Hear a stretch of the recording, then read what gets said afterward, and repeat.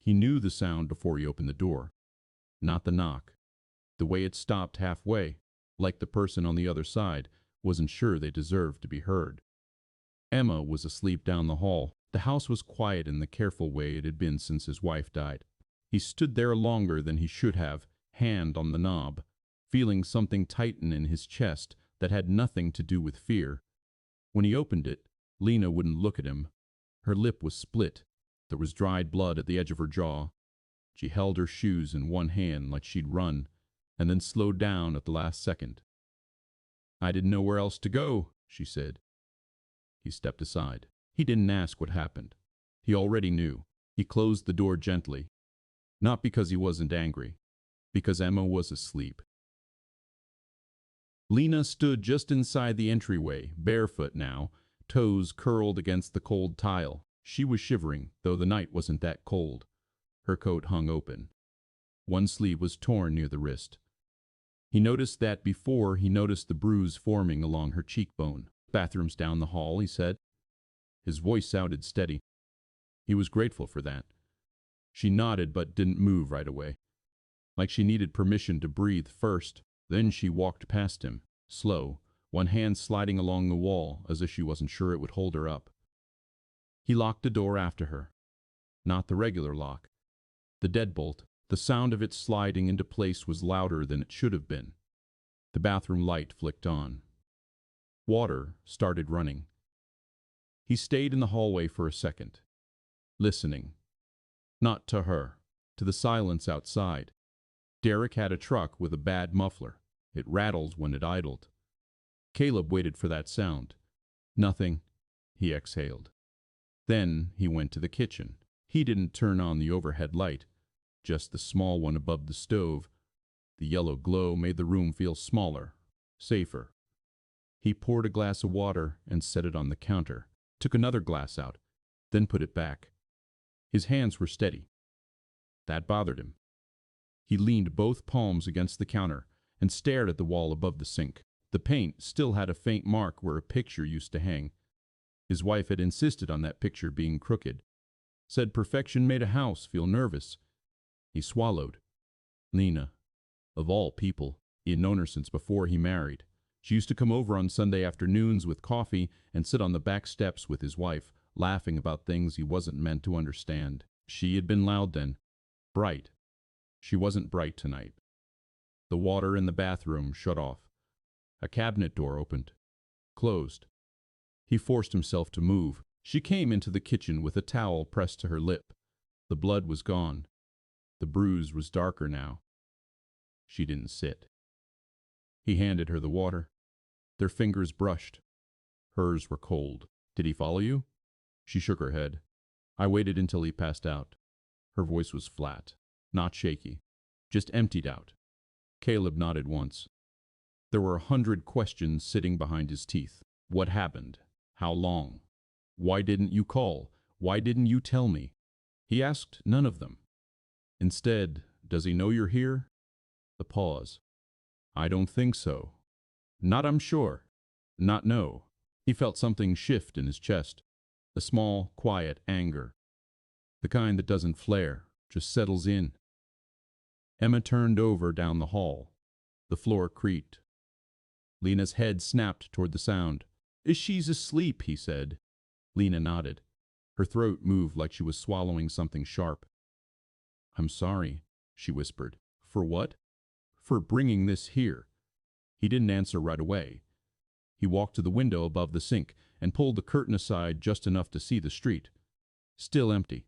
Then he let it fall back into place. "You didn't bring it," he said. She looked at him then. Really looked at him. Like she was trying to measure whether he meant it. He held her gaze. After a moment, she looked down. He made tea. He didn't ask if she wanted it. Just made it the way his wife used to. Too much honey. Not enough patience. The kettle's soft whistle filled the room. It steadied him. He handed her the mug. She wrapped both hands around it but didn't drink. Her shoulders were tight. Held too high. Did he?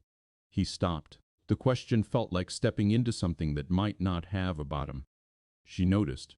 Her jaw tightened. He didn't, she said quietly. Caleb nodded. That was enough for now. They sat across from each other at the kitchen table. The clock on the wall ticked, too loud. She stared at the steam rising from her cup. I thought if I just stayed calm, it wouldn't get worse, she said. Her words came slowly, like she was checking each one before letting it out. I thought if I didn't argue back, if I didn't push. She stopped. He waited. He said I embarrass him, she continued. Said I make him look small. Caleb felt his jaw clench. She noticed that too. I shouldn't have said anything tonight, she added quickly. I know how he gets. He leaned back in his chair. No, he said. Just that. No explanation. No raised voice. Her eyes filled, but she blinked it away. There was a sound outside. An engine. Both of them froze. The car slowed near the house. Caleb stood before he realized he had. He walked to the front window and looked through the narrow gap in the blinds. Not Derek's truck. Just a sedan moving too slowly down the street. It kept going. He stayed there a second longer than necessary. When he turned back, Lena was gripping the mug so tightly her knuckles had gone white. He won't come here, Caleb said. It wasn't a question. She didn't respond. He knew Derek. Not well, but enough. The first time they met, Derek had shaken his hand too hard, smiled too wide, asked too many questions about Caleb's job, about the house. He had laughed too loud at things that weren't jokes. Caleb had felt it then. Something off balance. His wife had noticed too. She had squeezed his hand under the table that night. Later, in bed, she had said, "Keep an eye on that one." He had promised. The memory hit him hard. He looked at Lena sitting in his kitchen, bruised and small, and trying not to cry. He had promised. You can stay, he said. She nodded quickly, like she'd been bracing for something else. I won't be in the way, she added, just until I figure something out. You're not in the way. The words came sharper than he meant. She flinched. He softened his tone. Guest room's ready. It wasn't, but he would make it so. As she stood, her knees wobbled slightly. She caught the edge of the table. He moved instinctively, but stopped himself before touching her. She steadied on her own. I can handle it, she said. He believed she could. That wasn't the point. He walked her down the hall. Emma's door was half open. Caleb glanced inside. His daughter lay curled around a stuffed rabbit, hair fanned across the pillow. The sight of her did something to him. A reminder. A line. Lena followed his gaze. She's gotten so tall, she whispered. He nodded. Grief brushed past them both without speaking its name. He opened the guest room door. The air inside was still. The bed neatly made. Too neat. She stepped in, turned around. Thank you, she said. He nodded once, then he hesitated. If he shows up, he said carefully, you don't go outside. Her eyes flickered. He won't. If he shows up, he repeated. She held his gaze. Okay. He closed her door halfway. Not fully. Just enough. Then he went back to the living room and turned off the lights one by one. He checked the locks again. Front door, back door, windows. Each click of metal settling into place felt necessary, deliberate. When he finally sat down on the couch, the house felt different, occupied. Not just by Lena, by something else, a choice. He rested his elbows on his knees and stared at the darkened hallway. He could tell her to go to the police. He could tell her to call her parents. He could say this isn't my fight. He thought about his wife's voice.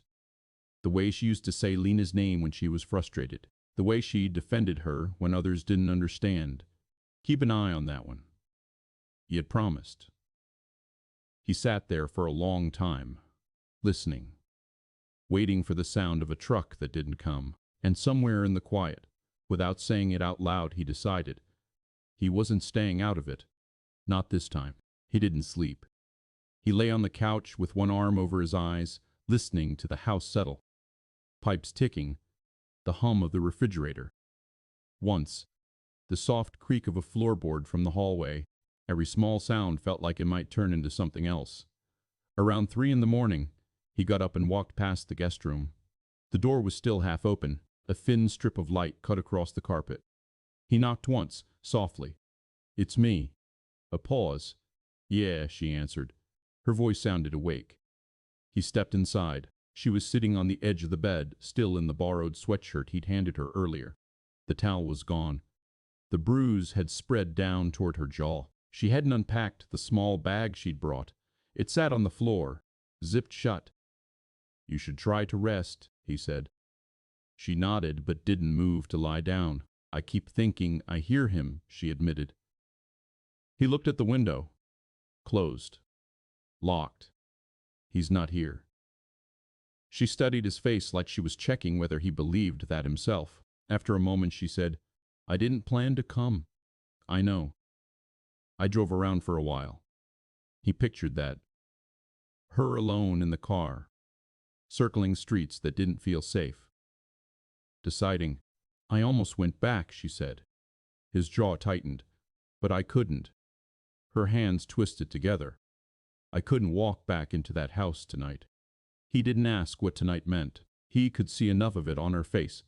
"You don't have to," he said. Silence settled between them. Not awkward, just heavy. "Emma doesn't need this," she said quietly. He felt something sharp at that. "Emma needs to see people help each other," he replied. The words came before he fully thought them through. But once spoken, they felt right. Lena's eyes filled again. This time she didn't blink it away. She just let it sit there. "I'm so tired," she whispered. He nodded. "Then lie down." She did. Slowly. Like every movement had to be negotiated with her body. He pulled the blanket up over her shoulders. Kept his hands steady. Brief. "Caleb," she said as he stepped back. He paused. "If he comes here, he won't just yell." "I know." The honesty of it seemed to settle something in her. He turned off the lamp. The room went dark except for the thin streetlight leaking through the blinds. He closed the door to that same halfway point and returned to the couch. Morning came, too fast. Emma's footsteps padded down the hall before he had time to make coffee. "Daddy?" "In the kitchen." She walked in, rubbing her eyes, hair tangled. She stopped when she saw him already dressed. "You didn't sleep here," she said, noticing the blanket folded on the couch. "Had some things to think about." She accepted that. Then she looked past him toward the hallway. "Is someone here?" He had known this would come. "Yes." "Who?" He crouched to her height. "Lena." Her face lit briefly in recognition, then confusion. "From the lake house." He nodded. "Why?" He chose his words carefully. She needed somewhere safe to stay for a little while. Emma's small brow furrowed, like when the power went out at Grandma's. Something like that. Emma considered this. "Is she sad?" He hesitated. "Yes." Emma nodded once, as if that explained everything. "Okay."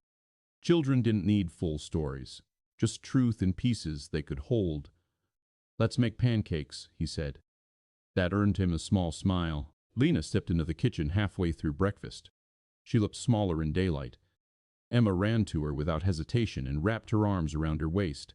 Lena stiffened at first, then slowly, carefully, she returned the hug.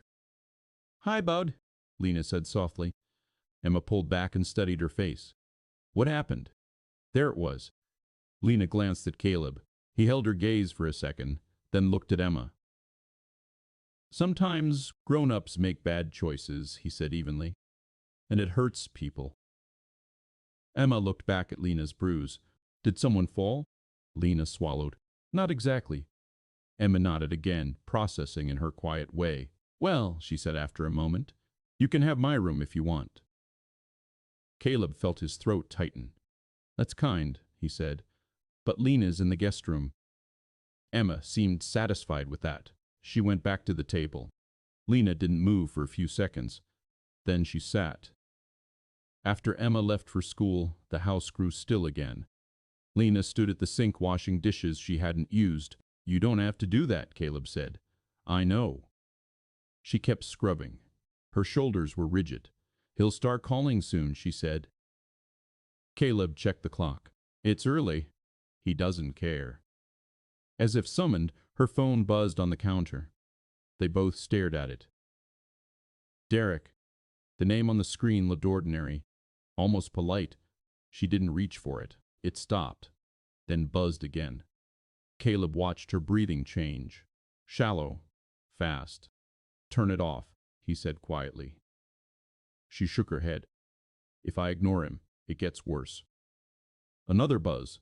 A text this time. Her hand trembled as she picked it up. She didn't show him the screen, but he could see the color drain from her face. What does it say? He asked. She swallowed. Where are you? Not a question, a demand. The phone buzzed again. I know you left. Another. You think you can embarrass me like that? Caleb felt heat crawl up his neck. Block him, he said. I can't. Why? She looked at him then. Really looked at him. You don't understand how he works.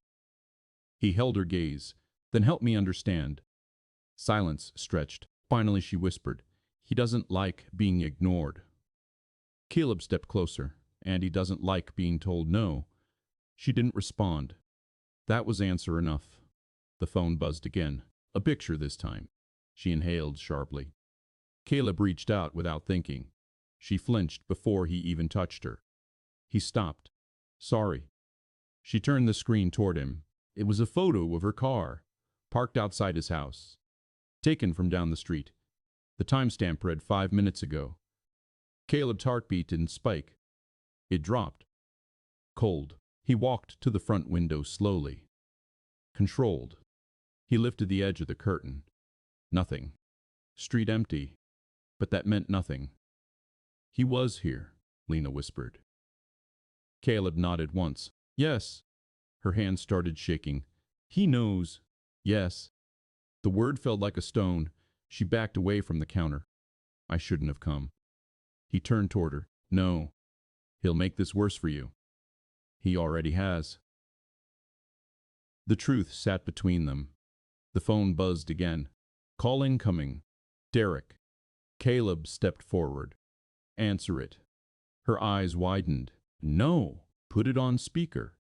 She hesitated. The phone kept ringing. Caleb's voice lowered. Let him hear you're not afraid. She gave him a look that said she wasn't sure she remembered how, but she answered. Put it on speaker. Silence for half a second. Then Derek's voice filled the kitchen. Smooth. Controlled. Where are you, Lena? She didn't speak. Caleb nodded at her once. I'm safe, she said. A beat. Safe? Derek repeated, the word almost amused. With who? Lena's eyes flicked to Caleb. She didn't answer. Derek exhaled slowly into the phone. You really want to do this? Caleb stepped closer to the counter so his voice would carry without raising it. She doesn't, he said evenly. But I do. Silence. Then a low chuckle. Caleb, Derek said. I was hoping it wasn't you. Caleb didn't respond. You think you're helping, Derek continued. You have no idea what she's like when she's upset. Lena's jaw tightened. I know enough, Caleb said. Another pause. The smoothness slipped slightly. This isn't your business. Caleb looked at Lena, then back at the phone. It is now. The line went dead. The quiet afterward felt thick. Lena stared at the phone like it might explode. Caleb walked to the door and checked the lock again. His movements were calm. Inside, something had shifted. It wasn't just about shelter anymore. Derek had drawn a line, and Caleb had stepped over it. He turned back to Lena. We're not doing this alone, he said. She looked at him, fear and something else mixing in her eyes. What does that mean? He didn't answer right away. He thought about police reports, about paperwork, about courtrooms, about promises. It means, he said slowly, this doesn't stay in the dark. Outside, a truck engine roared somewhere down the street. They both went still, but it kept going. Caleb held Lena's gaze. This wasn't going to be one night. He understood that now. And he wasn't walking away. The police station smelled like old coffee and paper that had been handled too many times. Caleb hadn't been inside one in years. Not since he'd filed the accident report after his wife's crash. The memory brushed up against him as he held the door open for Lena. She hesitated on the sidewalk. It was late morning. Sunlight, too bright. The world moving as if nothing had shifted. "You don't have to talk today," he said quietly. She looked at the building. "If I don't, I won't come back." That sounded honest. He nodded. They stepped inside. The front desk officer didn't look up right away, just kept typing. The clicking of keys felt loud. "Yes?" Lena's voice came out smaller than it had at the house. "I need to file a report." The officer glanced up then. His eyes moved to her bruise, paused, moved back to the screen. "Domestic?" She swallowed. "Yes." He slid a clipboard across the counter without comment. "Fill this out. Someone will call you back." Caleb watched Lena take the pen. Her hand hovered over the first line. Full name. She wrote it slowly, like each letter required effort. He stood beside her, but not too close. Close enough that she could feel he was there. Far enough that she could breathe. Halfway down the page, her hand stopped. "He'll see this, won't he?" she asked without looking up. Caleb answered carefully. "He'll be notified if charges move forward." Her jaw tightened. The pen pressed harder against the paper. She kept writing. They sat in molded plastic chairs under harsh lighting. A television mounted in the corner played muted daytime news. Caleb noticed every exit in the room. Lena sat rigid, knees together, hands clasped tight in her lap. "He's going to say I'm exaggerating," she said quietly. "Let him. He'll say I'm unstable." Caleb looked at her. "You're not." A faint breath left her, almost a laugh. Not amused, just tired. "You didn't see me last night," she said. He didn't respond to that. He had seen enough. A door opened across the room. "Lena Morales?" She flinched at the sound of her name. Caleb stood with her. The officer who called her back was younger than Caleb expected. Late 20s, maybe. Calm face, steady eyes. "Sir, you can wait here," the officer said. Lena's hand found Caleb's sleeve before she seemed to realize she was reaching. "It's okay," he said softly. "I'm right here." She nodded once and let go. The door closed behind her. Waiting felt worse than the confrontation. Caleb sat down again. Leaned forward, elbows on knees. Watched the second hand on the clock make its slow circle. He pictured Derek's voice on the phone. Smooth, controlled. The kind of man who believed volume was weakness. He thought about that photo of the car.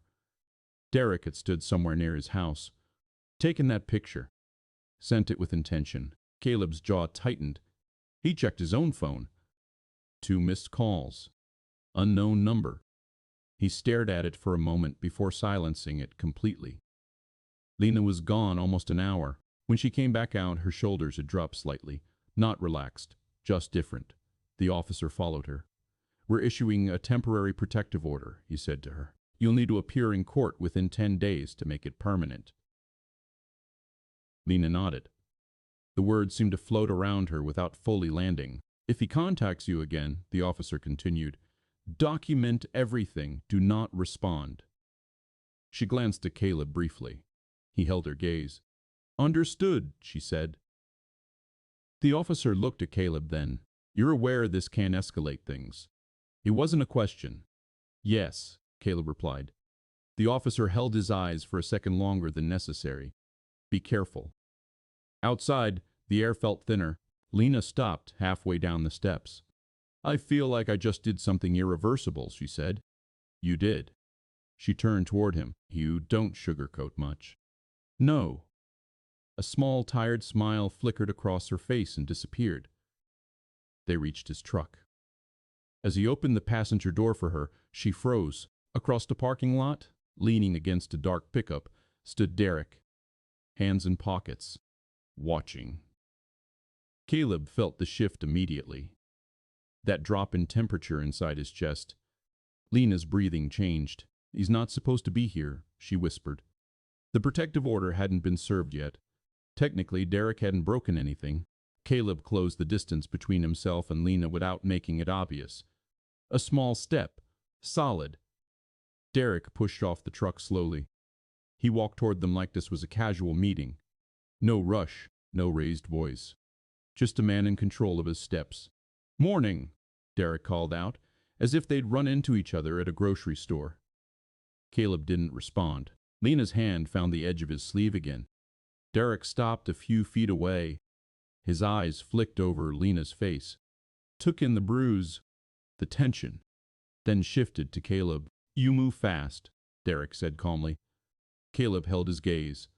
"So do you." A faint smile curved Derek's mouth. "She didn't tell you everything," he said.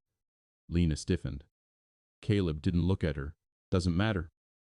Derek studied him for a moment. "You always liked playing the hero?" The question hung there. Caleb's voice stayed even. "I don't like bullies." The smile faded slightly. Derek's jaw tightened just enough to notice. "She'll come back," Derek said, eyes still on Caleb. "They always do." Lena's grip tightened. Caleb felt it. "No," he said. Simple, quiet, certain. Something in Derek's expression flickered. Not anger. Not yet. Annoyance. He stepped closer. "You think you can fix her?" he asked softly. Caleb's hand rested lightly against Lena's back. "Steady. She's not broken." For the first time, Derek's calm cracked.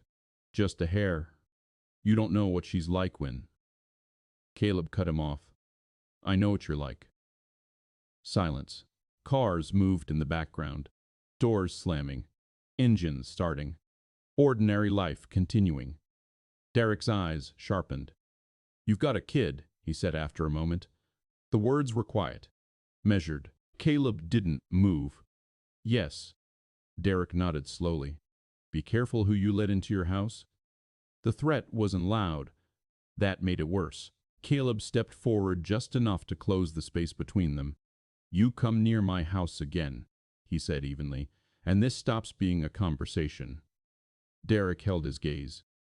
Then he smiled again. Slow. "Cold. See you in court," he said. He turned and walked back to his truck. The engine roared to life. He drove off without looking back. Lena's hand slipped from Caleb's sleeve. She looked pale. "He's going to make this ugly," she whispered. Caleb watched the road where the truck had disappeared. "It already is." He opened the truck door again. She got in without speaking. As he drove, his hand stayed steady on the wheel. Inside, something had shifted again. This wasn't just about Lena's safety anymore. Derek had tested the edges, mentioned Emma. That changed the shape of everything. Caleb didn't look at Lena as they drove. He kept his eyes on the road. But his mind was already moving ahead. Locks. Cameras. Neighbors. He wasn't dramatic. He wasn't reckless. But he was done assuming this would resolve quietly. Beside him, Lena stared out the window. The bruise on her cheek had darkened to deep purple. She didn't cry. She didn't speak. She just sat there, breathing carefully like someone learning how to exist in open air again. Caleb tightened his grip on the wheel. This was going to cost something. He could feel it, and he wasn't stepping back. He didn't tell Emma about the parking lot. She was at the kitchen table that afternoon, working through math homework with her tongue pressed against the corner of her mouth. The normalcy of it felt almost fragile. Lena sat across from her, reading the same sentence in a paperback for the last 10 minutes. Caleb washed both of them from the sink. The house didn't feel invaded. It felt watched. He couldn't shake that. The protective order was served that evening. The officer called to confirm. "He wasn't cooperative," the man said, "but he took the paperwork." Caleb glanced at Lena. She sat on the edge of the couch, spine straight. "Did he say anything?" she asked. "Nothing we can act on," the officer replied. "If he contacts you, you call us." After he hung up, the silence lingered. "That's it?" Lena asked quietly. "For now." She nodded, like she'd expected something bigger. louder. That was the problem. Derek didn't do loud unless he wanted a reaction. At 9:17 p.m., the first text came. Unknown number. You think paper will stop me? Lena stared at the screen. Caleb was beside her before she said anything. Don't answer, he said. Her breathing had gone shallow again. The phone buzzed. You're making this worse. Another buzz. You don't want him involved. Caleb felt something cold move through him. Screenshot it, he said calmly. She did. Her hands were steadier this time. A small difference. The phone buzzed again. A photo.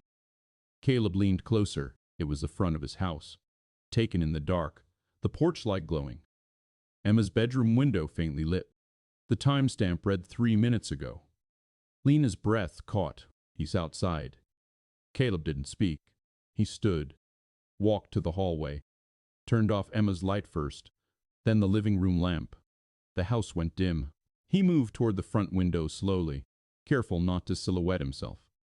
He lifted the edge of the curtain. Nothing. Street empty. But that meant very little. He stepped back. Stay here, he said. Lena stood anyway. Caleb, stay. His voice wasn't sharp, just firm. He moved to the side door instead of the front, slipped out quietly. The air was cool. Still. He scanned the street. A car turned at the far corner. Headlights swept briefly across the pavement. No truck. No visible figure.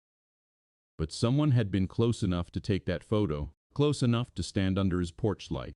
His jaw tightened. He walked the perimeter of the house once. Slow, deliberate. Checked the fence gate, the backyard. Nothing obvious, but the feeling remained. He went back inside and locked the door. Lena was standing exactly where he'd left her. He was here, she said. Yes. Her eyes shone, but her voice held. This is my fault. No. He's doing this because of me. He's doing this because he thinks he can.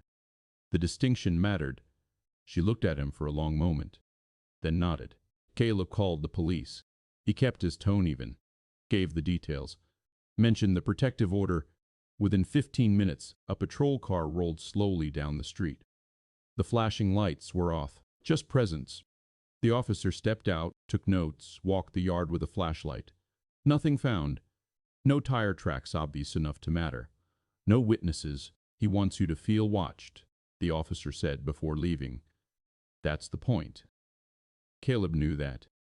He closed the door after the patrol car pulled away. Lena was sitting on the couch again, hands clasped tight between her knees. I can leave, she said quietly. He stopped mid-step. No. I can go somewhere else. A hotel. My sister's. You think he won't look there? She didn't answer. He stepped closer. You leaving doesn't solve this. It protects you. His expression didn't change. I'm not the one who needs protecting. The words hung there, heavy. She looked down at her hands. You have Emma. Yes. And I don't want her scared because of me. He considered that carefully. She's not scared, he said. She will be. Then I'll explain. Lena's eyes lifted to his. You can't explain this away. He held her gaze. No, he agreed. I can't. Silence settled again. Then he added, quieter, but I can show her what we do when someone tries to scare us. Something shifted in Lena's face. Not relief. Something steadier. That night, he moved Emma into his room without making it dramatic. Sleepover, he told her. She didn't question it. Children trusted the tone more than the words. He stayed awake again. Not on the couch this time. In a chair near the front window. The house was dark. His phone rested on the table beside him. He didn't scroll, didn't distract himself. He just listened. Around midnight, headlights slowed outside. His body reacted before his thoughts did.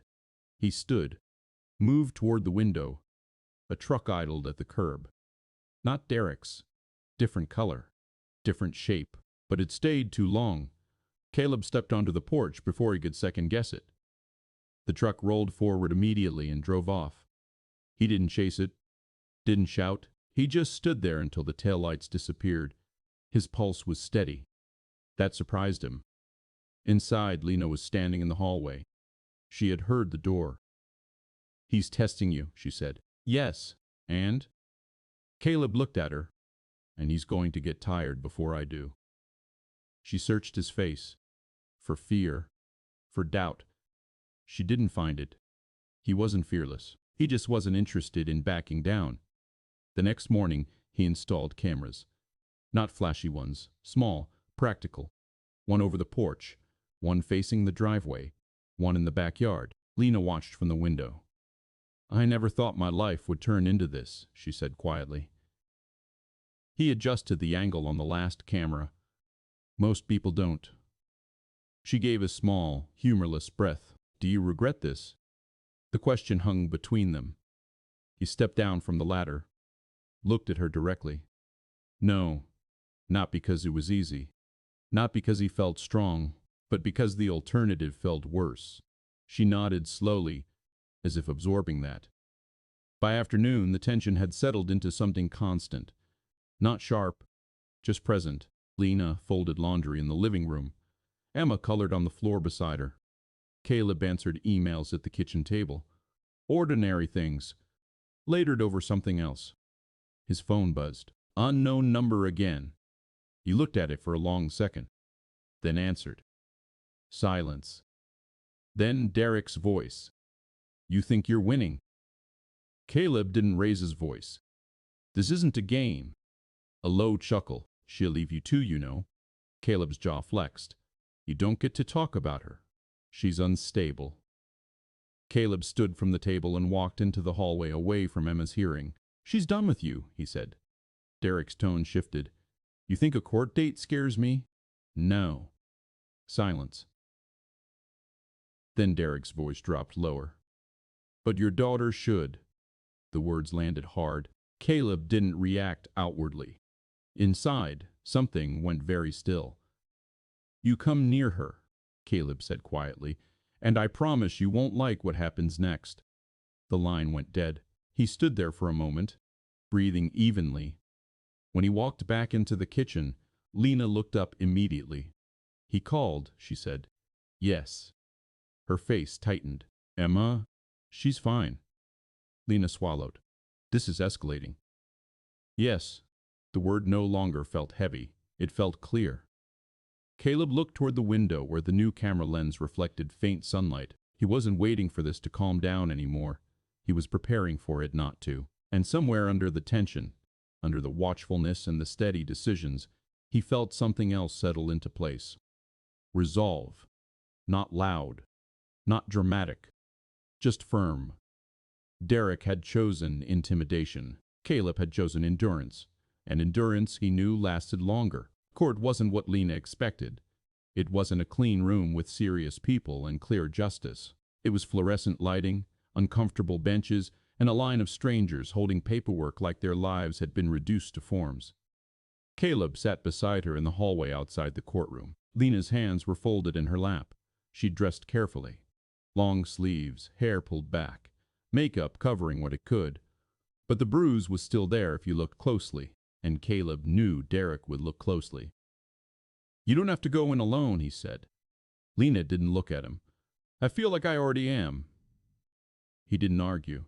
He understood what she meant. The door opened. A bailiff called her name. She stood. Caleb stood too. Derek was already inside. He saw Derek immediately. Suit jacket. Clean shave.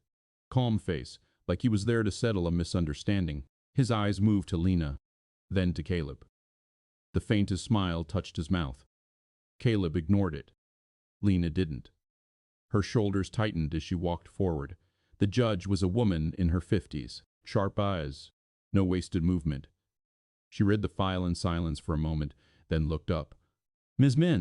Morales," she said, "you are requesting a permanent protective order." Lena's voice came out thin at first. "Yes." The judge nodded. "And Mr. Hollis," she said, looking at Derek, "you are contesting this order." Derek stood smoothly. "Yes, Your Honor, I am." His voice carried confidence without raising volume. It was practiced, controlled. Caleb watched Lena's hands tremble slightly at her sides. The judge turned back to Lena. Tell me why you believe you need this order. Lena swallowed. Caleb could see her throat move. The effort. He hurt me, she said. The judge waited. Lena's words came slowly.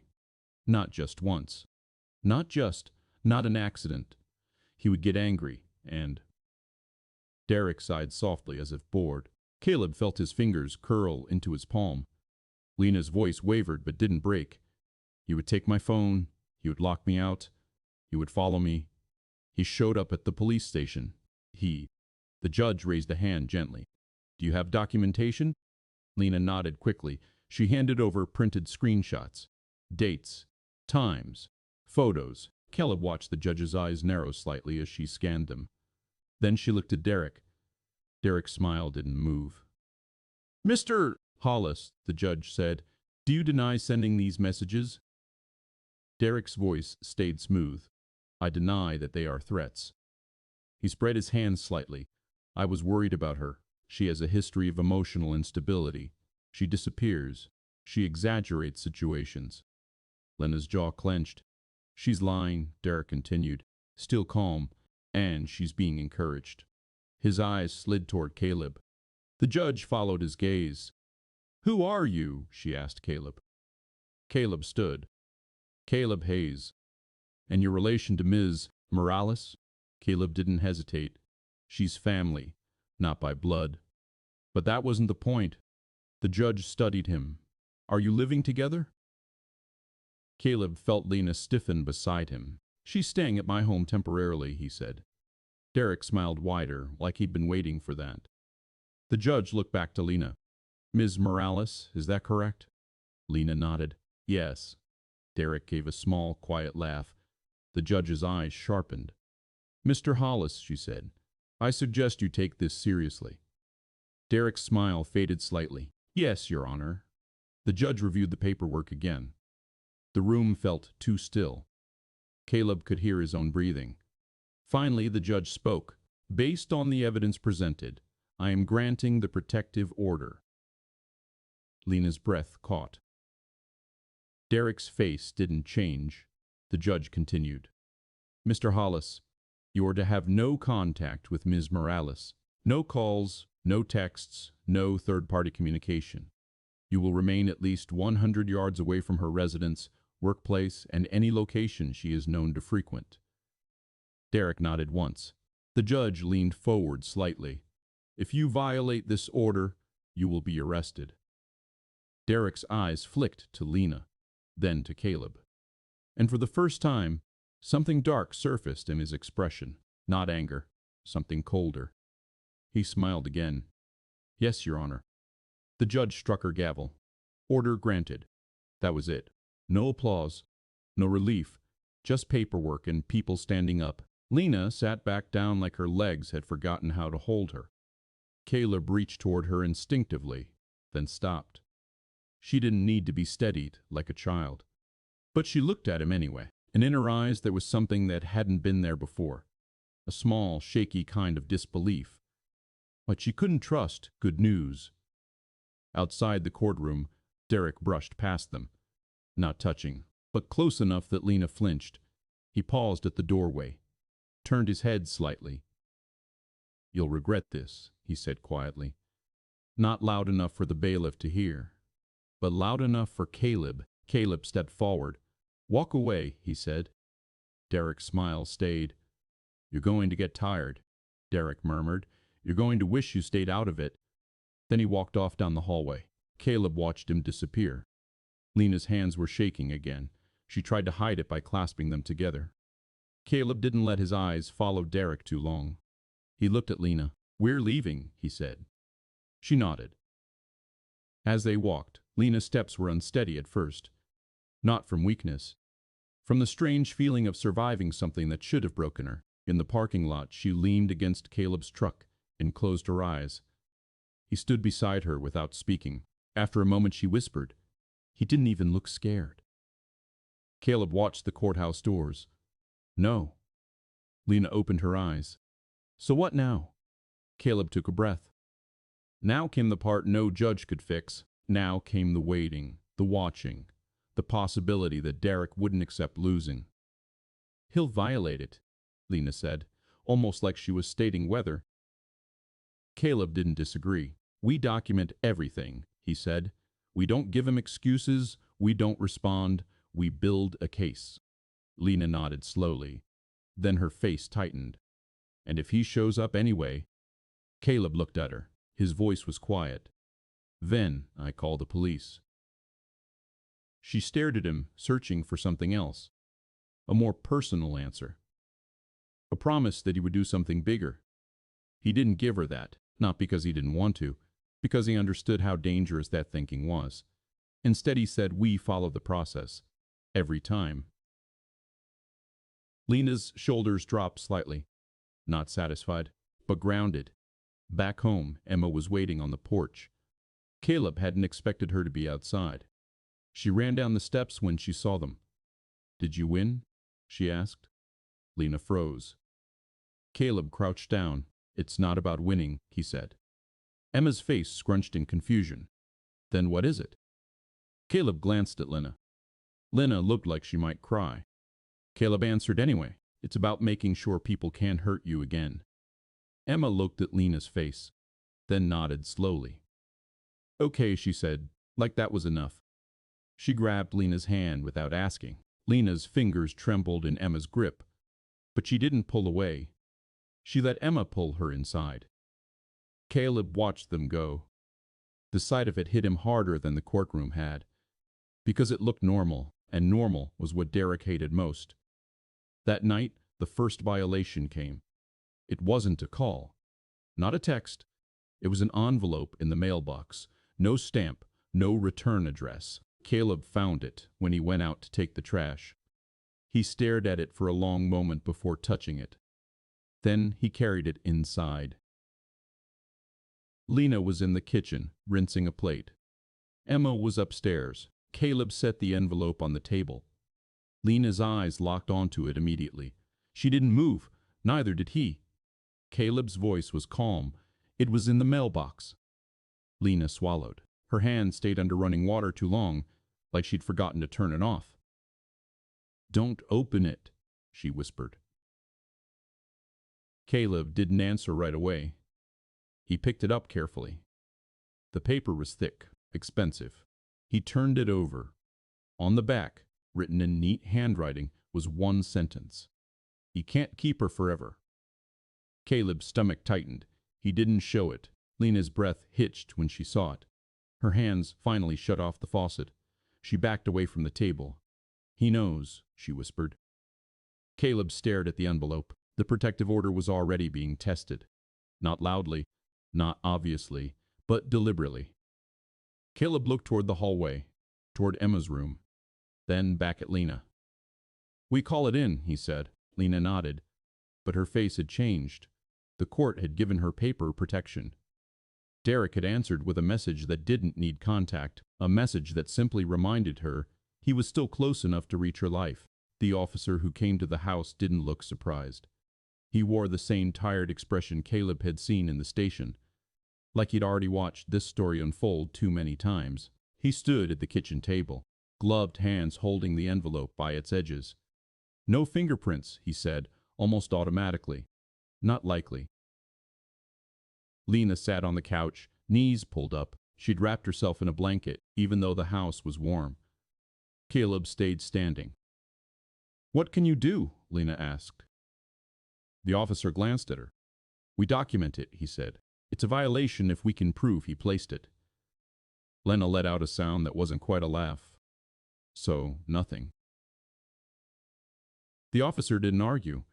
He wrote the report, took photos, and left. When the door shut behind him, the house felt emptier than before. Caleb picked up the envelope again and slid it into a plastic bag. Lena watched him like she was watching someone pack up evidence from a crime scene. Because that's what it was. That night, Emma had a nightmare. Caleb woke to her small voice calling his name. He got up quickly, bare feet hitting the floor. Emma was standing in the hallway, clutching her rabbit, eyes wide and wet. I heard something, she whispered. Caleb crouched. What did you hear? She shook her head. I don't know. It sounded like outside. Caleb's chest tightened. He lifted her into his arms. Come here. He carried her back to bed and sat on the edge of it. You're safe, he said. Emma stared past him toward the window. Is Lena safe? The question hit him harder than he expected. He nodded. Yes. Emma's lip trembled. Is the bad man coming? Caleb's throat tightened. He kept his voice even. No one is coming in this house. Emma didn't look convinced. She leaned into him and held on tightly. He stayed until her breathing slowed again. Then he stood quietly and stepped into the hallway. The guest room door was cracked open. Lena was awake. She was sitting up in bed, hair loose, eyes hollow in the dim light. She heard something, Lena whispered. Caleb nodded. I know.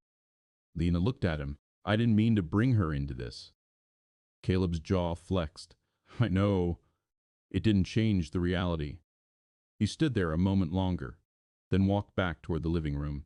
He sat in the chair again, facing the window, waiting. The next few days were quieter. That was what made them worse. No calls. No texts. No strange vehicles idling too long. Just silence. Lena moved around the house like someone trying not to leave footprints. She helped Emma pack lunches. She folded laundry.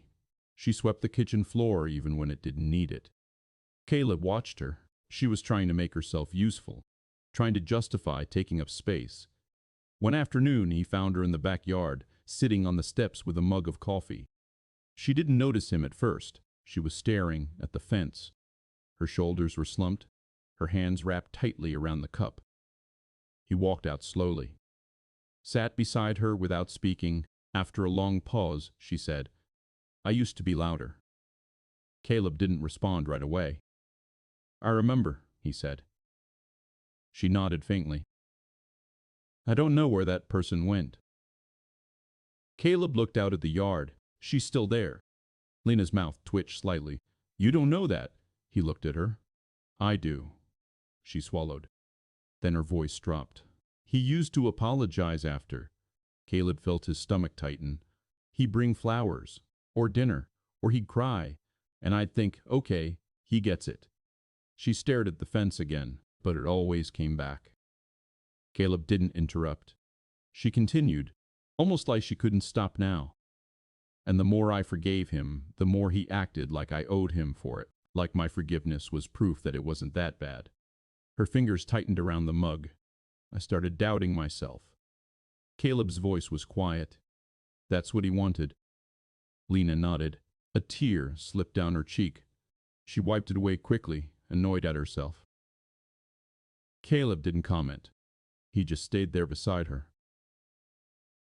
The silence between them felt heavy, but not empty. It felt like something being held. The call came on a Thursday. Emma was at school. Lena was upstairs, shower running. Caleb was in the garage, sorting through boxes he hadn't touched since his wife died. He didn't know why he'd started. Maybe because danger made him want order. Maybe because needed his hands busy. His phone buzzed. Unknown number again. He stared at it for a second, then answered. Hello. Silence.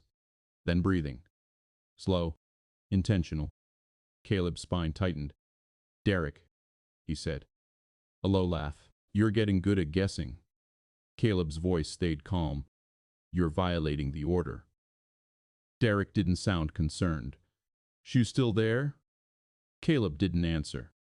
Derek exhaled softly. You know, he said, I've been thinking about your wife. Caleb froze. The air in the garage felt colder. Derek continued, voice almost conversational. She was always so sure of herself. Caleb's hand tightened around the phone.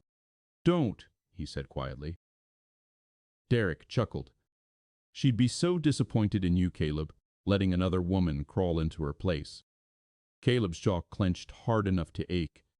You don't get to say her name. Derek's voice sharpened slightly. She's dead. She doesn't get to have opinions anymore. Caleb's vision narrowed. For a moment he felt the urge to do something reckless. to drive to Derek's house, to put his hands on him, to end it the old way, the stupid way. Instead, Caleb forced his breathing steady. "You called to provoke me," Caleb said. Derek was quiet for a beat. Then, softly, "No, I called to remind you this isn't your life. You're borrowing trouble." Caleb's voice lowered. "You threaten my family again, and I'll bury you in court." Derek laughed again. "You think court scares me? You think police scare me?" Caleb didn't answer.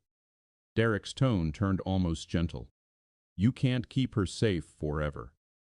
Then the line went dead. Caleb stood in the garage, phone still pressed to his ear, listening to silence. His hands were shaking. He stared at the old boxes stacked along the wall. One of them still had his wife's handwriting on the tape. "Kitchen stuff. Christmas." Caleb swallowed hard. He didn't cry. But he felt the weight of grief hit him like a punch, sudden and deep. Derek had used her name like a weapon. And it had worked. When Lena came downstairs, hair damp, she saw his face immediately. What happened? Caleb shook his head once. "Nothing you need to hear." Lena stepped closer. "Caleb." He looked at her. His eyes were tired. "He called," he said. Her shoulders tensed. "What did he say?" Caleb hesitated. Then, carefully, he mentioned my wife. Lena's expression changed. Not surprise, guilt, like she'd been expecting it. "I'm sorry," she whispered. Caleb's voice stayed controlled, but there was something sharp underneath. "He doesn't get to use her." Lena nodded. "I know." Caleb looked away. He felt his throat tighten. He hated how easily Derek could reach into his life without even being present. He hated that it worked. Lena's voice was small. "He always finds the soft spot." Caleb looked back at her. "Yes." Then he added, quieter, "So we stopped giving him access." Lena stared at him. "How?" Caleb exhaled slowly. He didn't want to say it. But he knew. "We move," he said. The word hung in the air. Lena blinked. "No, Caleb, you can't." "I can," he interrupted. "Not harsh, just firm. This house isn't worth Emma's safety." Lena's face tightened. "This is your home." "It's a building."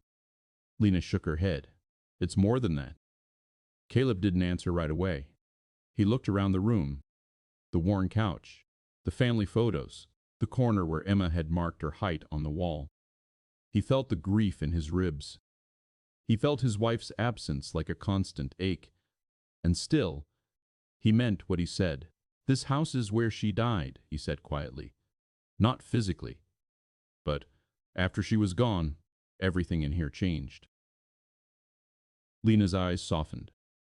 Caleb continued, voice low. "I've been living inside a memory. Maybe it's time to stop." Lena swallowed. "But Derek doesn't get to decide where my daughter sleeps." The sentence came out calm, but final. Lena stared at him for a long time. Then she nodded once. Not because she wanted it. Because she understood what it meant when a man finally made a decision he couldn't take back. That night, Caleb sat at the kitchen table after Emma went to bed. Laptop open. Real estate listings, rental homes, anything. He wasn't looking for something better. He was looking for something safer. Lena sat across from him, quiet, hands folded. "I ruined your life," she said suddenly. Caleb didn't look up. "No." "Yes," she insisted. "You were healing. You were stable. And now you're uprooting everything." Caleb closed the laptop slowly. He met her eyes. "You didn't ruin anything." Lena's eyes filled again. Caleb's voice softened. "You came here because you trusted me." Lena's lips parted slightly. "And because you didn't have anyone else," he added. She nodded. Caleb leaned back in his chair. "That's not ruin," he said. "That's survival." Lena stared at him like she didn't know what to do with kindness that didn't come with strings. Caleb looked down at the table. His hands were still shaking slightly, but his voice was steady. "We're getting out of this," he said. "Not like a promise." like a plan. And in the quiet after, Lena finally let her shoulders drop. Just a little, like her body was beginning to believe it might be allowed to. They didn't move right away. Caleb made the decision, but decisions weren't the same as leaving. There were forms, lease agreements, school zones, the kind of obstacles that didn't care if you were afraid. Life still required signatures. The first house he looked at smelled like cat urine and cheap air freshener. The second had broken blinds and a backyard that opened straight onto an alley. By the third, Lena stopped coming with him, not because she didn't care, because each, maybe, felt like a reminder they weren't free yet. So Caleb went alone after work, while Lena picked Emma up from school. He didn't tell Emma they were moving. Not yet. He wanted the decision to feel solid before he put it in her hands. One evening, he came home and found Lena on the porch steps. She was holding her phone, staring at the screen. She looked up when he parked. Her face was pale. Caleb's stomach tightened before she even spoke. "What?" he asked. Lena swallowed. "He emailed me. That's still contact." "I know." Caleb took the phone from her gently, but with purpose. The email was short. "I miss you. I'm sorry. Come home, and we can fix this." Caleb read it twice. Then scrolled. Another email. "You don't belong with him. You're embarrassing yourself." Then another. "If you don't come back, I'll make sure everyone knows what you are." Caleb felt his jaw lock. He handed the phone back. "You didn't respond?" Lena shook her head. "I wanted to." Caleb watched her closely. She looked ashamed, like she'd just admitted to something unforgivable. "I wanted to say something that would make him stop," she whispered. "I wanted to explain myself, like if I said it right, he'd understand." Caleb sat down beside her. "You can't explain your way out of someone else's cruelty." Lena stared down at her hands. "I hate that part of me," she said. Caleb didn't answer immediately. He could hear Emma inside, humming softly, while she did something in the living room. A child's sound. Ordinary. Caleb kept his voice low. "You don't hate it," he said. "You hate that it kept you alive."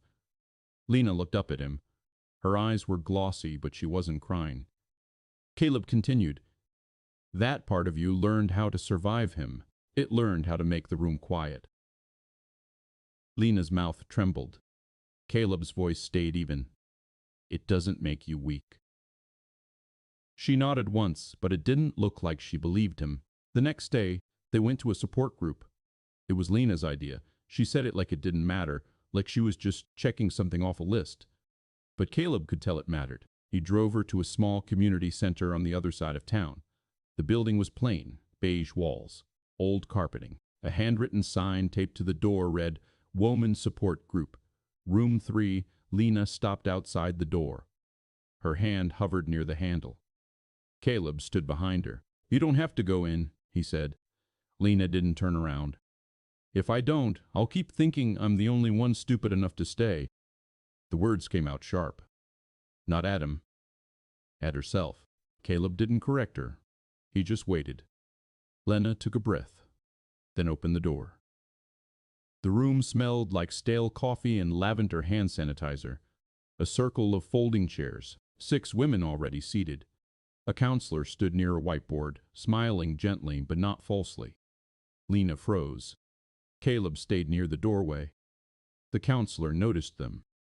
"Hi," she said softly. "You're welcome to join." Lena nodded stiffly. She walked to an empty chair and sat. Her knees bounced. Caleb sat in the corner, out of the circle. He wasn't sure if he was allowed to be there, but Lena had asked him to come, and he wasn't leaving her alone in another unfamiliar room. The counselor introduced herself and began. No speeches, no forced positivity. Just a question. "How has this week been?" One woman spoke first. Quiet voice. Trembling hands. Then another. Then another. Stories came out in pieces. A shove that turned into a punch. A locked door. A phone thrown against the wall. A man who cried afterward. A man who promised he'd change. Caleb listened. He felt something in his chest tighten with every familiar pattern. Not because it was surprising. Because it was identical. Different names, same shape. Lena sat still, staring at the floor. When it was her turn, she shook her head quickly. I'm just listening today, she said. The counselor nodded without pushing. That's okay. Caleb watched Lena's shoulders loosen slightly, like she'd been expecting someone to demand performance from her. No one did. After the meeting, Lena walked out into the parking lot and leaned against the car. Her breathing was uneven. Caleb stood a few feet away, giving her space. She wiped her face with the sleeve of her coat. I didn't talk, she said. You went, Caleb replied. Lena shook her head. They all sounded so sure. Caleb frowned slightly. Sure? They sounded like they knew it wasn't their fault. Her voice cracked on the last word. Caleb didn't respond right away, because he knew that wasn't true. They didn't sound sure. They sounded tired. They sounded like they'd been forced to build certainty out of broken things. He watched Lena press her fingers against her temple. I kept waiting for someone to say I deserved it, she whispered. Caleb's throat tightened. No one said that. Lena nodded, eyes fixed on the ground. That's what scared me. Caleb didn't understand at first. Then he did. She'd lived so long inside Derek's version of reality that kindness felt like a trap. That night, they had company. Caleb's neighbor, Mrs. Line, Whitaker, showed up at the door with a casserole dish and a stern expression. She was in her 60s. Gray hair pinned back, sharp eyes. She didn't ask questions. She didn't smile. She just stepped inside like she belonged there. I saw the police car the other night, she said. Caleb nodded. Mrs. Whitaker's gaze shifted to Lena, sitting on the couch. Her eyes narrowed slightly, not in suspicion, in recognition.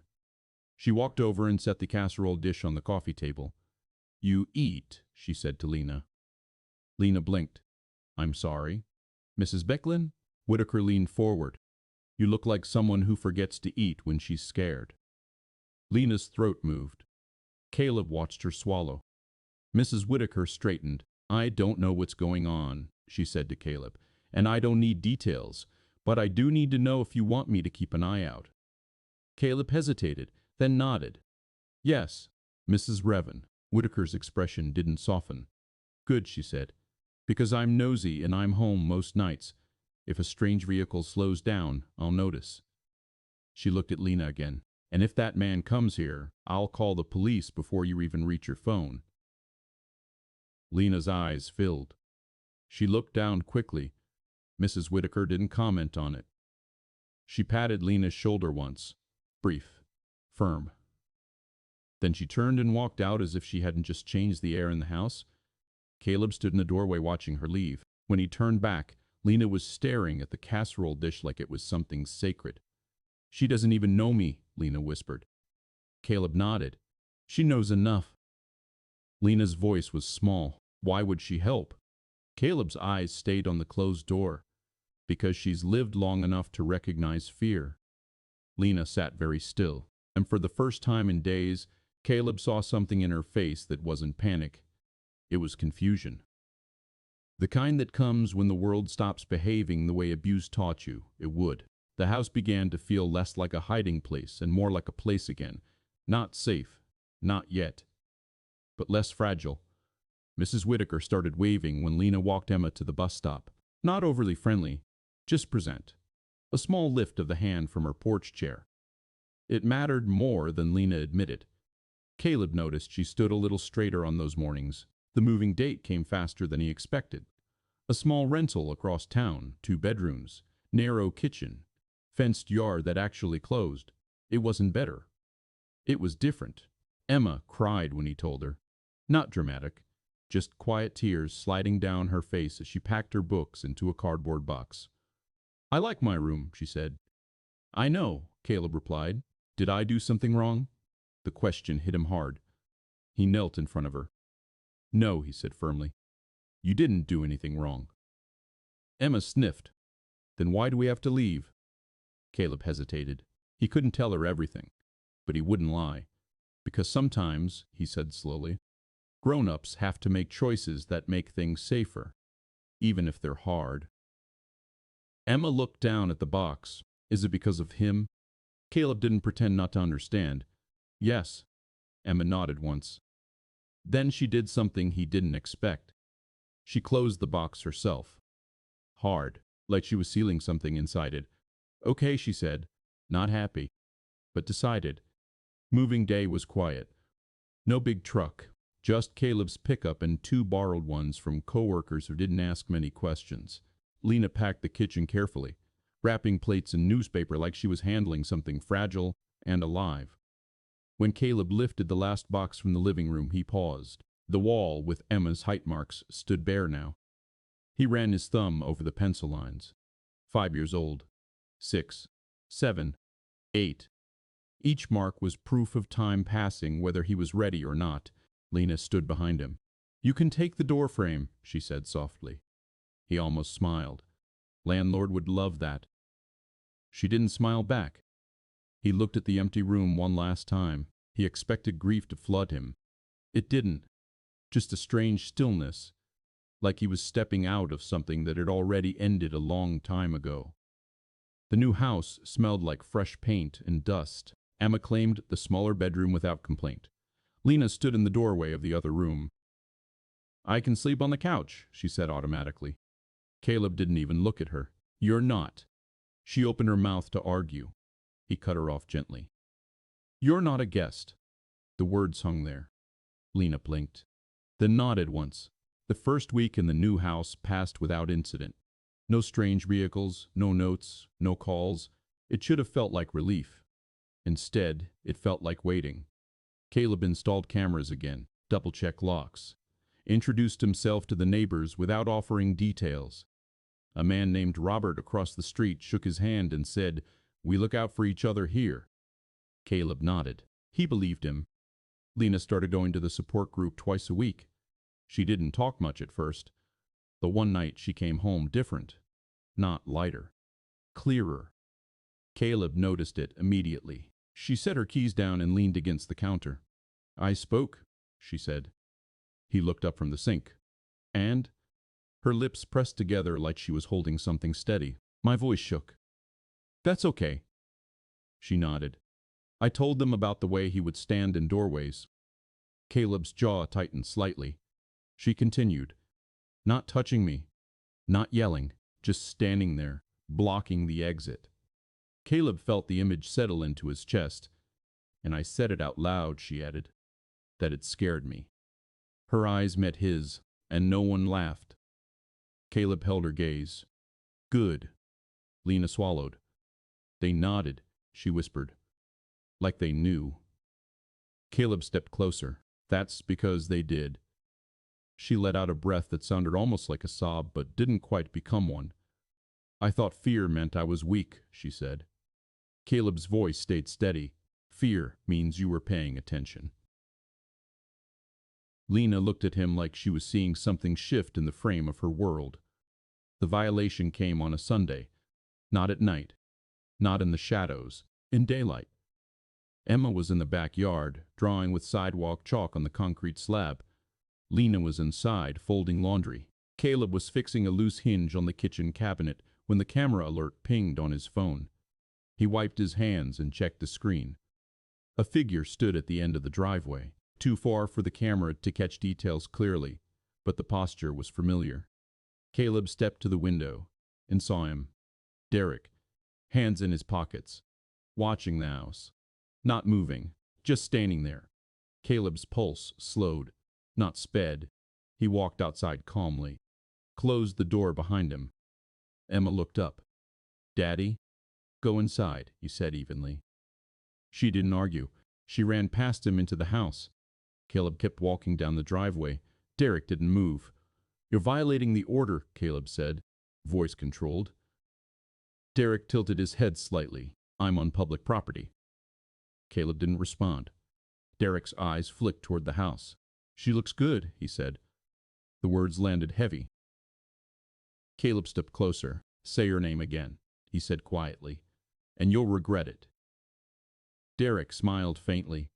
You moved, he observed. Yes, must have been expensive. Caleb's jaw tightened. Leave.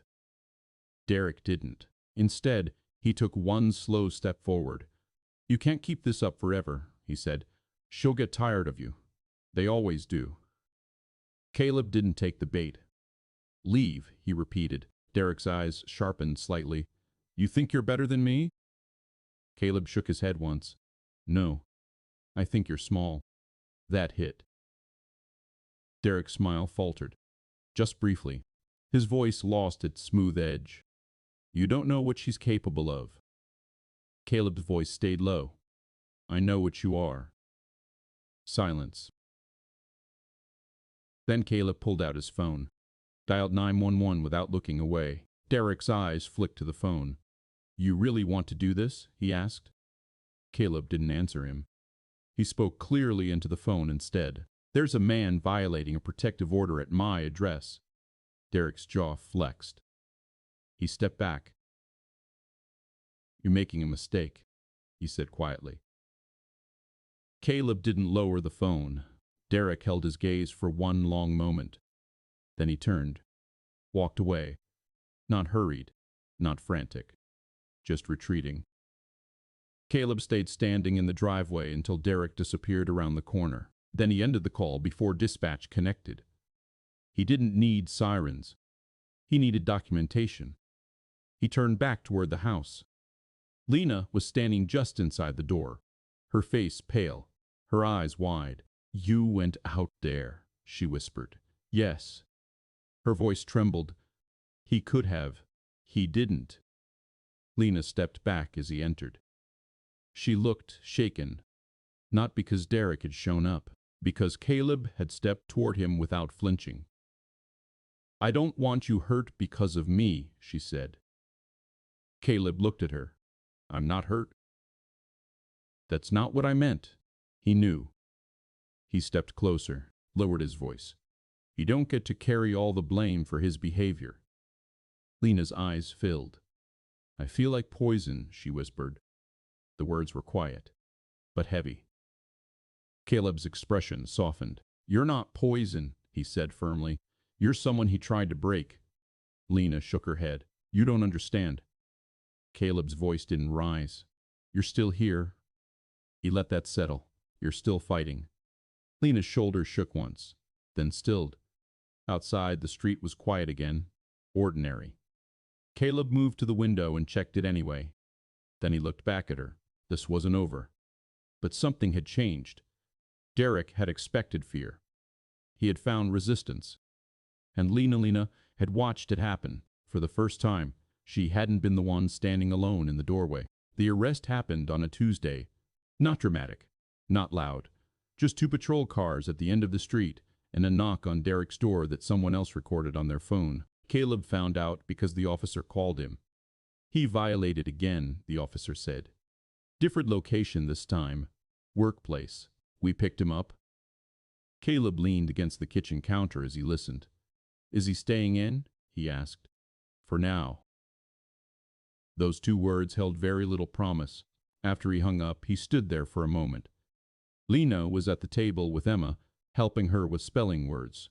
She looked up immediately. Caleb nodded once. He's been arrested. Lena didn't react right away. Her pencil hovered over Emma's worksheet. Emma looked between them. Is that good? She asked. Caleb answered carefully. It means he broke the rules, and there are consequences. Emma nodded slowly, absorbing that. Lena set the pencil down. Her hands were steady, but her face had gone very still. Later that evening, after Emma was in bed, Lena sat on the floor in the living room with her back against the couch. The lights were dim. Caleb sat across from her. He'll get bail, she said quietly. Yes. And then what? Caleb didn't rush his answer. Then we keep documenting. Lena let out a slow breath. I thought I'd feel relieved. Caleb watched her closely. But I don't, she added. What do you feel? She stared at the wall. Empty. Caleb nodded. That makes sense. She looked at him sharply. Why? Because chaos fills space, he said, and when it leaves, there's a gap. Lena studied him. You sound like you've done this before. He held her gaze for a moment. I've lived through loss. She didn't look away. Is that what this is? Caleb considered that. No, he said slowly. This is something else. This is you taking your life back. But it doesn't feel like that yet. Lena's eyes softened slightly. She leaned her head back against the couch. I keep waiting for the other shoe to drop. It might. She blinked at him. You don't soften anything, do you? He shook his head once. I don't want you surprised. Silence stretched between them. Then Lena said, He used to tell me no one else would ever want me. Caleb's jaw tightened. She continued, staring ahead. He'd say I was too much, too emotional, too damaged. Caleb leaned forward slightly. And you believed him? Yes. The word came out small. Caleb's voice stayed calm. You're not too much. Lena's eyes flicked to him. You don't know that. He almost smiled. I have a daughter who leaves wet towels on the floor and sings off key and forgets to flush the toilet. Lena's mouth twitched faintly. And I don't think she's too much, he continued. I think she's alive. Lena stared at him. You're not broken because someone couldn't control you, he added quietly. Her breathing shifted. She looked down at her hands. I don't know how to live without walking on eggshells, she admitted. Caleb nodded slowly. Then we start small. She looked up. How? He thought for a moment. Tomorrow, he said. You decide what we have for dinner. Lena blinked. That's it? That's it? She almost laughed. You're serious? Yes. She shook her head slightly. That feels ridiculous. Good, he replied. Ridiculous is safe. She studied him for a long second, then nodded once. Okay. Bail was granted 2 days later.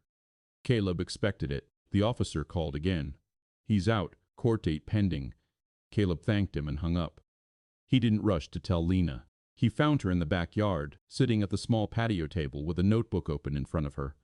She was writing. He hadn't seen her do that in months. She looked up when he approached. What is it? She asked. He's out. She didn't freeze this time, didn't pale. She just nodded. Okay. Caleb watched her closely. You want to go inside? She shook her head. No. Her fingers tightened slightly around the pen. But I'm not hiding. Caleb felt something shift in his chest. Not pride. Something steadier. Okay, he said. She looked back down at her notebook. What are you writing? He asked. She hesitated. Things he said. Caleb's stomach tightened. Why? So I don't forget what was real. He understood that. Abuse blurred memory, turned facts into questions. She continued writing as he stood there. The wind lifted a strand of her hair. She didn't look fragile. She looked focused. The final violation wasn't loud. It was late afternoon. Emma was inside, building something out of cardboard boxes. Caleb was in the kitchen. The knock at the door was slow, deliberate. Caleb's body reacted instantly. He walked to the door. Checked the camera feed on his phone first. Derek, standing on the porch, no smile, no smirk, just staring at the door. Caleb didn't open it. He stepped close enough to speak through it. You're violating the order. Derek's voice came through the wood.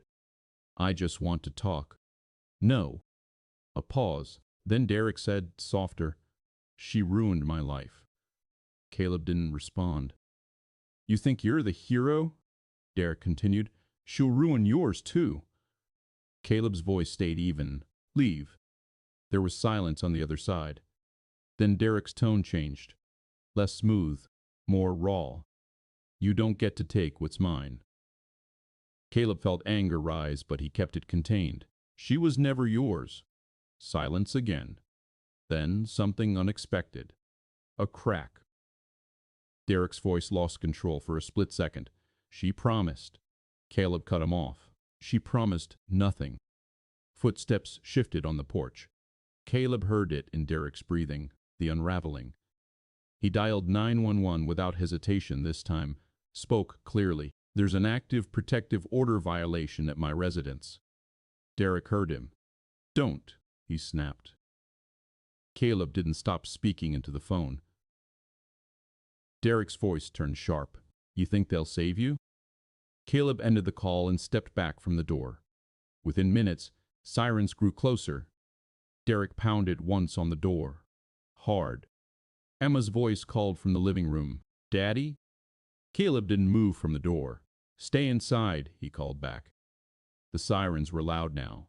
Close. Derek's footsteps retreated. Caleb waited until he heard the patrol car doors slam. He didn't open the door until officers knocked. They found Derek at the curb. Arms crossed, angry now, no smoothness left. As they cuffed him, Derek looked at Caleb over the hood of the patrol car. There was no smile, just hatred. You think this is over? He shouted. Caleb didn't respond. He didn't step forward. He didn't posture. He just stood there, watching. Derek was placed in the back of the car. The door shut. The sirens didn't turn on this time. They didn't need to. The car drove away. Caleb closed the door slowly. He leaned his forehead against it for a moment, breathing. Not relief, not yet, just the release of tension that had been coiled tight for weeks. When he turned around, Lena was standing in the hallway. She hadn't cried. She hadn't flinched. She just looked at him. He knocked, she said quietly. Yes. And you didn't open it? No. Her eyes filled. But she smiled. Small. Real. You didn't open it. Caleb stepped toward her. No. And in that moment something shifted inside her. Not dramatic. Not loud. Just a quiet understanding. Doors could stay closed, and she didn't have to be the one holding them shut alone. The house stayed quiet after the patrol car left. Too quiet.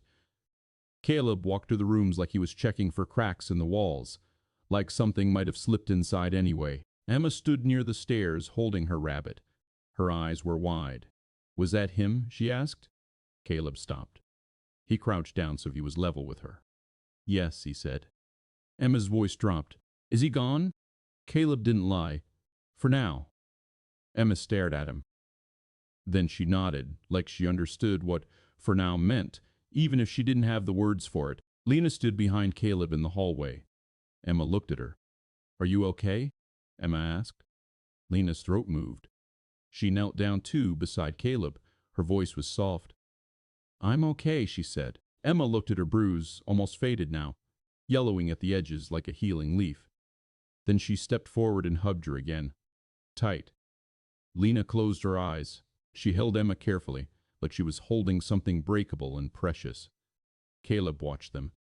He didn't interrupt. The next morning, Lena didn't sleep in. Caleb heard her in the kitchen before he got out of bed. Cabinets opening. Water running. The clink of a spoon against a mug. Normal sounds. He walked out and found her at the stove making eggs. She looked up. Good morning, she said. The words were plain, but her voice didn't sound hollow anymore. Caleb nodded. Morning. She turned back to the pan. I called the counselor, she said. Caleb leaned against the counter. And? I'm going to start individual sessions. Caleb nodded once. Good. Lena hesitated, then added, and I asked about job training programs. Caleb looked at her more directly. You did? She nodded, still focused on the eggs like she couldn't afford to look too proud. I don't want to just hide here. Caleb didn't answer immediately. He watched her move around the kitchen.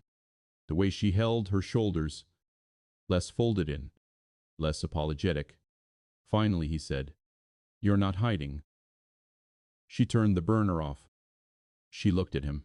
I was, she said quietly, for a long time. Caleb didn't argue. He knew the truth of it. A week later, the court date came. Derek's second hearing. This time, the judge didn't look patient. The evidence was too clean. The emails, the photos, the witness statement from Mrs. Whitaker about the first house, the footage from the camera at the new place, the police reports, the recorded 911 call. Derek stood at the defense table, face tight. No suit this time. No calm charm. Just resentment. Caleb sat behind Lena. He didn't hold her hand. She didn't need him to. Her spine was straight, her chin lifted. When the judge asked her if she feared Derek, Lena answered without hesitation. Yes. No apology. No softening. Just yes. Derek's lawyer tried to speak, tried to argue intent, tried to frame it as emotional distress. The judge didn't care. The judge looked at Derek. "You have repeatedly violated this order," she said, "and you have shown no respect for the authority of this court." Derek stared forward, jaw clenched. "I am ordering a period of incarceration," the judge continued, "followed by mandatory counseling and continued probation." The gavel came down. Derek's head turned sharply. His eyes met Lena's. For a moment, it looked like he wanted to say something. Then the bailiff stepped between them. Derek was led away. No last threats, no last smile, just the sound of his footsteps fading down the hallway. Lena didn't move. She sat there as if she didn't trust her legs. Caleb stayed still, too, not rushing her, not making it bigger than it was. Eventually she stood, slowly. Her hands were steady. They walked out together. Outside the courthouse, Lena stopped at the bottom of the steps. She looked up at the sky like she hadn't seen it clearly in years. Caleb stood beside her. Cars passed. People moved. A couple argued near a parking meter. Life continued. Lena exhaled. It wasn't a relieved sound, it was something deeper. Like she was letting go of a weight she'd been carrying so long she'd forgotten it was optional. "I feel strange," she said. Caleb nodded. "Yeah." She glanced at him. "That's all you have to say?" He looked at her. "You don't need speeches right now." Lena's mouth twitched. She looked back at the street. "Ben," she whispered, "I thought I was going to die with him." The words were quiet, but they hit like a punch. Caleb's throat tightened. He didn't pretend he hadn't heard. "I know," he said. Lena swallowed hard. "I didn't even realize I believed that until now." Caleb stared ahead. The wind was cold. He could feel it through his shirt. He thought about how close it had come, how easy it would have been for her to stay, to go back, to accept the apology that always came after. He thought about Emma asleep in his bed those nights, about the photo of his porch, about Derek's voice using his wife's name like it was nothing.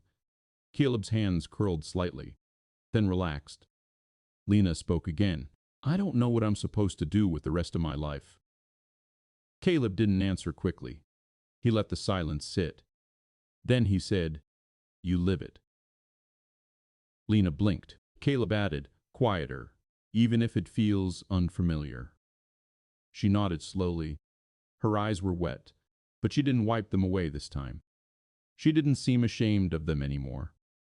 Months passed, not in a montage, not in a neat transformation. Just days. Small ones.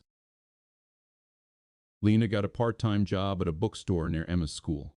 It wasn't glamorous, but it was hers. The first paycheck made her cry in the kitchen. Caleb didn't comment. He just handed her a paper towel and pretended he needed to check the stove. Emma started calling her Aunt Lena without anyone asking her to. One day Lena corrected her. "You don't have to call me that." Emma shrugged. "I want to." That was the end of it. Caleb didn't become a different man. He still woke up too early. Still checked locks out of habit. Still felt grief hit him at random times, like a wave in the chest. Sometimes he would catch Lena standing in the doorway of his late wife's old closet, staring at the dresses still hanging there. She never touched them. She just looked. Once, Caleb walked up beside her. He didn't say anything. Lena's voice was barely audible. "She would have hated what happened to me." Caleb's throat tightened. "No," he said. "She would have hated what happened to you." The correction mattered. Lena nodded slowly. Then she stepped away from the closet and shut the door gently. One evening after Emma was asleep, Caleb sat on the back steps with a beer in his hand. The air was warm. Summer insects buzzing. Lena came out and sat beside him. She didn't speak at first. Neither did he. Then she said, "I still dream about him." Caleb's eyes stayed on the yard. "Yeah?" Lena nodded. "In the dream, I'm always trying to lock a door, and it won't latch." Caleb listened. Lena's hands rested on her knees. Calm. "And then I wake up," she said, "and I remember the door is locked now." Caleb's chest tightened. He nodded once. That's good. Lena looked at him. You didn't save me, she said quietly. Caleb turned his head slightly. Yes, I did. She shook her head. No, she insisted. You helped. But I left. I stayed gone. I kept showing up to court. I kept breathing even when I wanted to disappear. Caleb didn't argue. He let her have it. Because she was right, and because hearing her say it out loud meant she finally believed it. Lena stared ahead.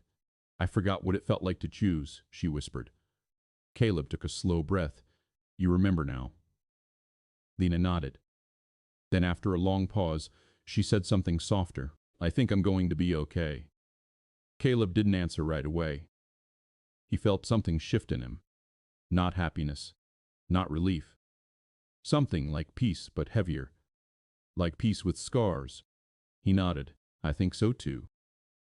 They sat there in the dark for a while, not holding hands, not leaning into each other. Just sitting side by side, two people who had survived different kinds of loss, sharing the same quiet air. Inside, the house was still, safe enough.